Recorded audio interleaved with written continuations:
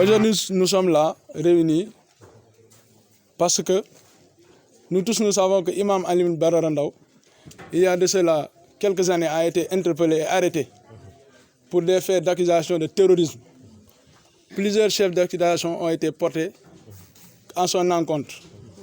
Et il a été détenu de manière arbitraire pendant presque 3 ans, plus exactement 2 ans, 9 mois. Et au bout de ces 2 ans et 9 mois, la justice a fait tout ce qu'elle devait faire. Elle a mené toutes ses enquêtes. Et finalement, le résultat a été que l'imam a été acquitté de tous les chefs d'accusation. Il n'a été retenu qu'un seul. C'est le chef d'accusation de port d'armes. Et cette arme, il faut la voir. C'est un pistolet avec lequel les enfants jouaient. Et il a été condamné avec sursis pour 1 mois. Maintenant, notre problème c'est qu'on s'est réveillé un matin et l'imam a reçu une convocation pour venir répondre au procureur le 28. Et là, ça nous fait poser beaucoup de questions. Pourquoi il a été encore convoqué pour cette affaire qui a été entérinée et close? La justice a pris sa décision et a acquitté l'imam de tous les chefs d'accusation. On se lève un beau jour, on le convoque. Pourquoi? On se demande pourquoi. C'est parce que l'imam est membre de Sami Dikoy. C'est parce que l'imam a un discours qui est contre l'oligarchie maçonnique mondiale. Parce que l'imam se bat contre l'homosexualité.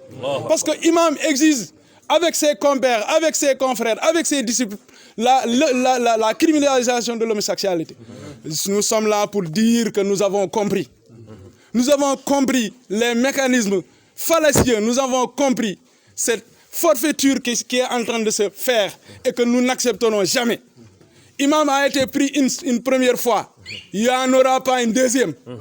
Si cette deuxième fois devait intervenir, ce sera avec beaucoup de morts. Celui qui veut prendre l'imam, il n'a qu'à venir le prendre, mais qui se prépare. Qui se prépare à marcher sur des cadavres. Qui se prépare, s'il doit le mettre en prison, qui se prépare, qu'il prépare d'autres cellules. Parce qu'il y a des milliers et des milliers de citoyens sénégalais qui sont prêts à l'accompagner. Et ça, nous tenons à le dire et à le marteler. Et pour cela, nous en appelons à tous les Sénégalais, à tous les citoyens épris de justice, qu'ils soient musulmans, chrétiens ou de tous bords. Mourid Khadir, là, nous en appelons à tous pour que nous préservons cet imam, cet homme intègre, cet homme qui n'a d'autre activité que l'enseignement coranique. Et nous disons, laissez imam s'occuper de ses talibés, laissez imam s'occuper de ses chants, laissez imam faire ses prêches. Lorsqu'on l'a pris pendant ces 3 ans, les minbars étaient orphelins, les daras étaient orphelins et la communauté musulmane était orpheline. Cette fois-ci, nous n'accepterons plus d'être orphelins d'un homme vivant. Imam est là parmi nous. Alhamdulillah, nous louons Allah pour cette grâce.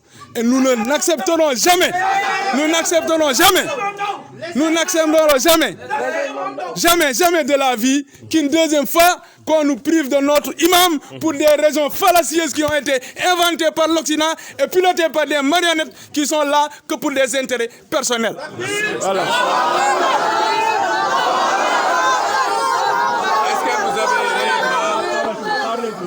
Est-ce que vous avez réellement une idée sur l'objet de cette convocation? Qu'est-ce qu'on a vu pour la nature même de la convocation? C'est ça, c'est là où réside le problème. On ne peut pas comprendre qu'il soit convoqué pour la même affaire pour laquelle il a été acquitté. C'est ça le problème. La justice a pris sa décision. Les jugements ont été rendus. Pour tous les chefs d'accusation, à part celui que j'ai nommé, cité tantôt, il a été acquitté. Pourquoi le convoquer encore? Est-ce que ce n'est pas une menace? Parce qu'avec vraiment ces serments qui luttent contre les mauvais comportements, vous l'avez dit tout à l'heure. Mais vous pensez comme nous. Vous pensez comme nous. Vous pensez comme nous. Nous pensons que c'est parce que l'imam s'engage à lutter contre l'homosexualité. L'imam s'engage à lutter contre l'oligarchie mondiale. L'imam s'engage dans ses prêches à lutter contre la franc-maçonnerie. C'est pour cela qu'on l'a appelé. Mais si c'est ce combat-là qu'on est en train de mener, c'est un combat qu'on doit mener avec l'ensemble des Sénégalais épris de justice et de paix. Merci beaucoup. Merci.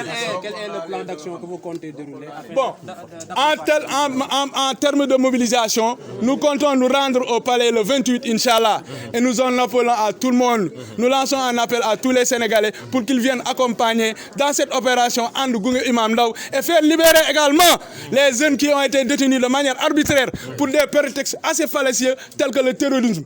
Si Imam Ndao était terroriste, nous tous nous le serions. Oui.